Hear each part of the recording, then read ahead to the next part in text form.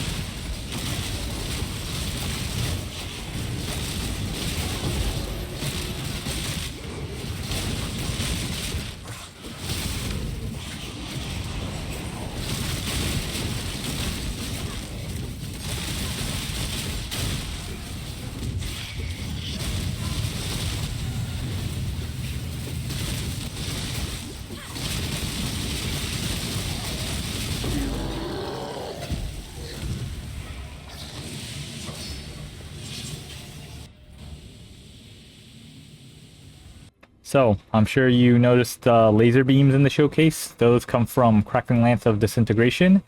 Crackling Lance is actually so visually more impressive compared to Lightning Conduit that this just looks like a Crackling Lance build, but on paper, Lightning Conduit still does more damage, so this is still technically a Lightning Conduit build. Crackling Lance does add a ton more damage, which is how we're able to reach the 36 million maximum pinnacle DPS that I will show you in the POB soon.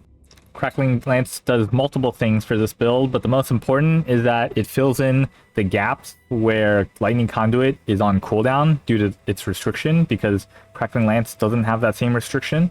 And Crackling Lance also increases the maximum effect of shock, which is not only more damage just by itself, but it also gives more damage to Lightning Conduit.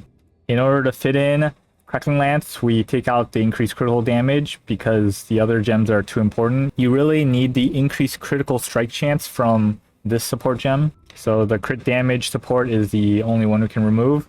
And the only other gem change is I added in Sigil Power, removing the enhanced support. Sigil Power is pretty standard for all Archmage mana stacking builds. And I guess I just kind of forgot about it, although it's not very important when you're mapping, but it does make you tankier and deal slightly more damage against bosses.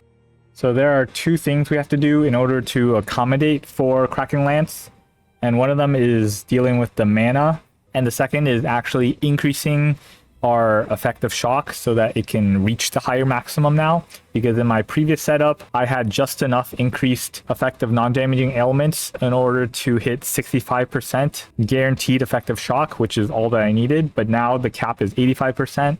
I managed to hit 80% effective shock guaranteed, but with more investment you can definitely get to 85%.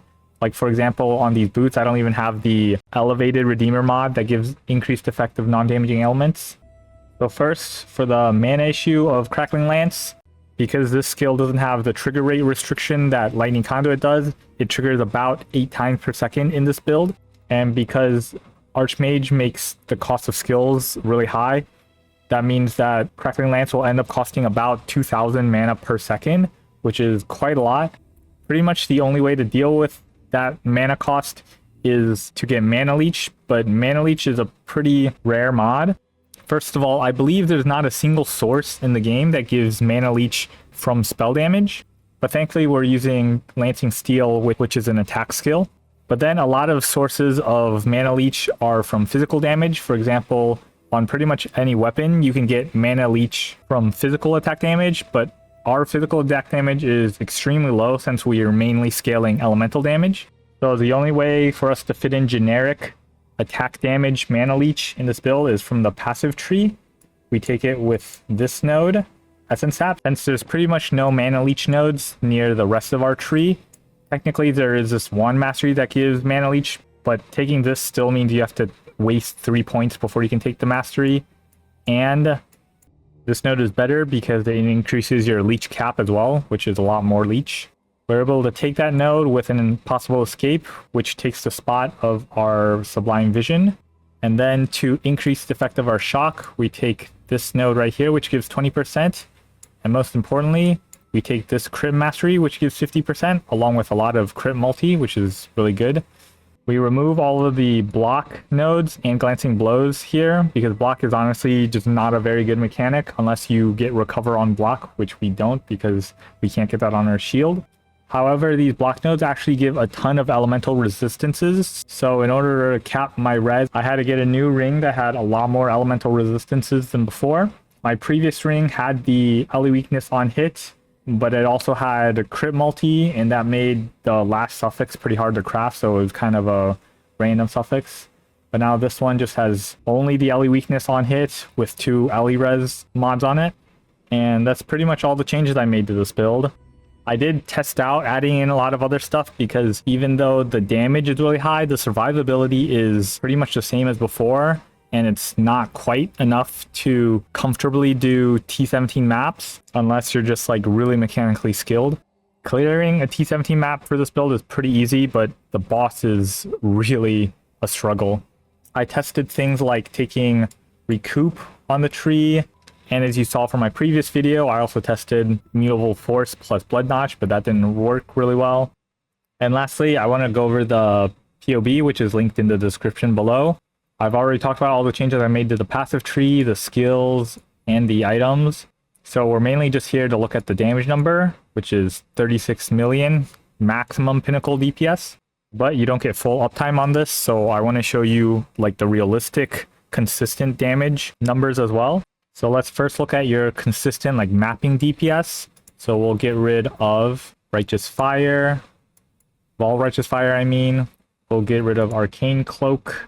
Then let's see, we'll turn off Bottled Faith. The other flasks you'll have pretty much 100% uptime on because you gain flask charges when you crit. We'll also turn off Consecrated Ground here. We'll turn off Sigil of Power. And lastly, we'll turn off Convergence. I don't think the rest of these either don't affect damage or we have full uptime on it. So then our damage numbers is 13 million. This is your mapping DPS that you have 100% uptime on. Although something like Convergence or Arcane Cloak, we actually get like 50% uptime on. And even Vol Righteous Fire, you can technically get like 30% uptime on if you wanted, although you risk dying. So that was the consistent DPS for mapping, which assumed that you get on-kill effects a lot. But against bosses, you lose on-kill effects, so you lose something like Onslaught. You also lose Frenzy charges. And let's turn off like this. So now our full DPS goes down to like 11 to 12 million. And this is our like consistent bossing DPS. Now for the last section of this update video, I want to talk about the unfortunate parts of this build as I put in the thumbnail, because I want to be as honest as I can about this build. And the main unfortunate part is that this build is just not quite tanky enough for T17 maps, which is like the premier content that all builds should strive to be able to do. You can definitely run Fortress since that has the easiest boss, and that boss doesn't really do that much. I showcased doing that boss in my previous full build video. So this build could have done T17 Fortress even without these updates. Now with these updates, you can just do it slightly faster. But the other T17 bosses are still quite a pain, because on top of being pretty squishy, you also only have shield charge as your movement skill, which makes it hard to dodge boss mechanics. Even in content like Simulacrum, which I did quite a bit of to limit test this build, I don't think I could get past like wave 23 because you just simply can't tank enough damage. So in the end, I think this build is a really cool concept, but all of the cool pieces are related to damage, which means there's not a whole lot of room to add in defenses, unfortunately. And I think that's everything I wanted to talk about. So thank you for watching.